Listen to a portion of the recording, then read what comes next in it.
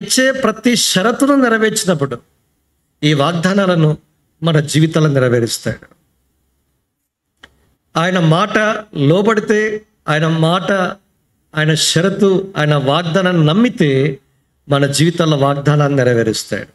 మనకంటే ముందున్న పితరులందరూ కూడా ఈ వాగ్దానాన్ని స్వతంత్రించుకున్నారు. మనం కూడా వారిని పోలి నడుచుకోవటానికి అదే విశ్వాసం, అదే ఓపిక, అదే దేవుని చిత్తానికి లోబడి జీవించి నెరవేర్చినప్పుడు ఈ వాగ్దానాలను మనము స్వతంత్రించుకునే వారంగా ఉంటాం. ఇది వాగ్దానాల గురించినటువంటి ఉపోద్ఘాతం. 5 విషయాలు చెప్పాను. మొదటిదేంటి? ఎగ్జాస్టెడ్ అయి ఉంటుంది. The person of the promise, వాగ్దానం చేసిన వ్యక్తిని గురించి చూసాం. Number 2, the people of the promises, వాగ్దానాలు పొందగోరే వ్యక్తుల యొక్క జీవితాలు. ఎవరు వారు? యూదులు, అన్యులు యూదులైతే, ఇశ్రాయేల్ అయితే వాగ్దానాలు స్వతంత్రించుకుంటారు. 3వది, the power of the promise, వాగ్దానానికి ఉన్న శక్తి. 4వది, the purpose of the promises, వాగ్దానాలు ఎందుకున్న దానికి 4 గంటల ఉద్దేశం. 5వది, చివరిది, the performance or implementation or achievement or accomplishment or fulfilment of the promises of God. దీని యొక్క వాగ్దానాలు మన జీవితాలు నెరవేర్చబడ్డానికి మనం ఏం చేయాలి? కనుక చిలక జోస్యం చెప్పడం లేదు. దేవుని యొక్క వాగ్దానాల వెనక షరతులు ఉంటేనే దేవుడు నెరవేరుస్తాడు, లేకపోతే నెరవేర్చడు. కనుక దేవుడు ఖచ్చితంగా చెప్తా ఉన్నాం, ఇది శుభవర్తమానము. ఈ శుభవర్తమానములో ఖచ్చితమైన షరతులు ఉన్నాయి. ఇది ఎవరికైనా దేవుని యొక్క ప్రజలకి పూర్తిగా చెందుతాయి. అందుకే పఠింప శ్రేష్ఠ గ్రంథము బైబిల్ అన్న దాంట్లో every promise in the book is mind, అది వేరే చరణం కదా. గ్రంథ వాగ్దానములన్నీ నావి. విశ్వాసంతో మనం క్లెయిమ్ చేస్తే ప్రతి వాగ్దానాన్ని స్వతంత్రించుకుంటాం. కొన్ని వాగ్దానాలు యూదులకే పరిమితం, అవి మనకు చెందవు. నీ సంతతి వారు శత్రువుల గవిని స్వతంత్రించుకుందా, ఆదికాండం 22వ అధ్యాయం 18లో మనం చూస్తాం. ఆ వాగ్దానము అబ్రాహాముకు సంతానానికే చెందుతుంది. తర్వాత 2వ సమూయేలు గ్రంథము 7వ అధ్యాయము 16లో నీ రాజ్యాన్ని శాశ్వతంగా స్థిరపరిచి నీ సంతతిని నేను శాశ్వతంగా ఆశీర్వదించదనన్న మాట దావీదు సంతతి యేసుక్రీస్తు ప్రభువారు ఆ సంతానానికే చెందినది. కొన్ని వాగ్దానాలు యూదులకు ఎక్స్క్లూసివ్గా చెందుతాయి, కొన్ని మనకు చెందాం. అయితే కొన్ని ఆత్మీయంగా మన జీవితానికి అన్వయించుకునే అనేకమైన వాగ్దానాలు ఎన్నైనా ఉన్నాయి. అలాంటి ప్రశస్తమైన వాగ్దానాల్లో ఈ బైబిల్ భాండారము మనకిచ్చే వాగ్దానాల్లో 3 వాగ్దానాలు మనకున్నాయి. వాటన్నిటి గురించి నేను చెప్పడం లేదు. అయితే ఒక మాట మీకు జ్ఞాపకం చేస్తున్నా, రెఫరెన్స్ మాత్రమే చెప్తాను. మొదటిది 21వ అధ్యాయం 5వ వచనంలో మనం చూస్తాం. ప్రకటన గ్రంథం, ఇదిగో ఆయన సమస్తమును నూతనమైనవిగా చేయొచ్చు. మీరు చూడండి, సమస్తమును అండర్లైన్ చేయాలి. Behold all things make new అనే మాట మనం చూస్తాం. ఆయన సమస్తమును నూతనమైనవిగా చేయొచ్చు ఉన్నాడు.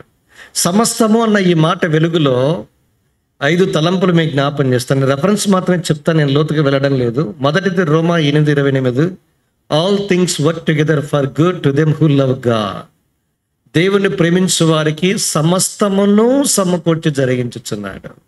సమస్తమును నూతనమైనవిగా చేయడం ఎక్కడ ఆరంభమవుతుందంటే మనలో మన కొరకు దేవుడు ఆరంభించే కార్యం ద్వారా ఆరంభమవుతుంది. కనుక సమస్తమును ఆయన సమకూర్చి జరిగించేవాడు. నెక్స్ట్ దాని కిందనే 8:32లో మనం చూస్తాము, తన సొంత కుమారుని అనుగ్రహించుటకు వెనక తీయక ఆయన అప్పగించిన వాడు ఆయనతో పాటు సమస్తమును ఎందుకు అనుగ్రహించడు. ఇప్పటికే దీని గురించి మీకు చెప్పాను, నేను చెప్పనక్కర్లేదు. 3వ పద దగ్గరికి రాగలిగితే తిమోతికి రాసిన మొదటి పత్రిక 6వ అధ్యాయం 15లో మనం చూస్తాం. సుఖముగా బ్రతుకు నిమిత్తము సమస్తమును ధారాళముగా అనుగ్రహించు దేవుడు.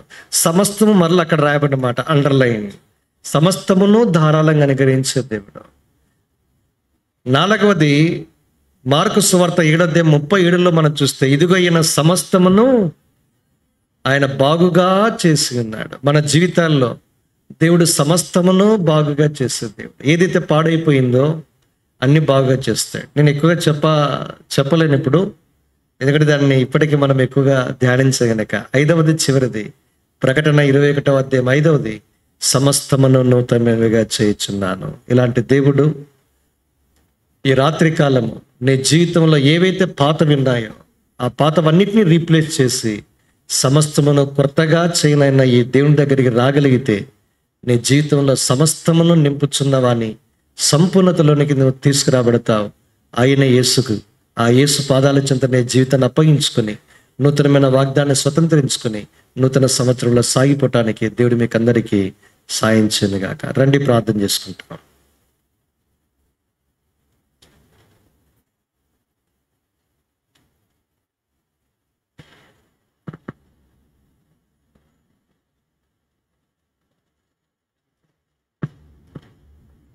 ప్రేమ కలిగిన పరిశుద్ధుడైన దేవా, స్తోత్రాలు.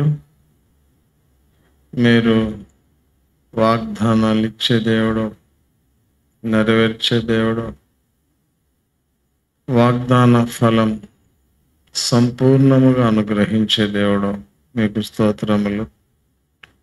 దయగలిగిన దేవ, సార్వత్రిక సంఘానికి మీరు ఇచ్చిన వాగ్దానములు, అట్లనే నాయన సియోనుకు మీరు ఇచ్చిన వాగ్దానము జెఫన్యా 3:20 ప్రభువా సంపూర్ణముగా నెరవేర్చే దేవుడు అని నమ్మి మిమ్మల్ని ఆరాధిస్తున్నాం. అదే సమయంలో వ్యక్తిగతంగా, కుటుంబంగా మీరు ఇవ్వబోతున్న వాగ్దానాలు కూడా మీరు నెరవేర్చే దేవుడు అని మిమ్మల్ని ఘనపరుస్తూ, ప్రభువా సమస్తము నూతనమైనవిగా చేస్తానని ప్రకటన 21:5 సెలవిచ్చినందుకై మరొకసారి స్తుతులు చెల్లిస్తూ, సమస్తమును ధారాళంగా దయచేసి మీ నామాన్ని కొనియాడి సమస్తమును మేలుకై జరిగించే దేవుడు అని మిమ్మల్ని ఘనపరిచి మమ్మల్ని మీకు అప్పగించుకొని యేసుక్రీస్తు వారి దివ్య నామమున ప్రార్థిస్తున్నాం తండ్రి. ఆమేన్.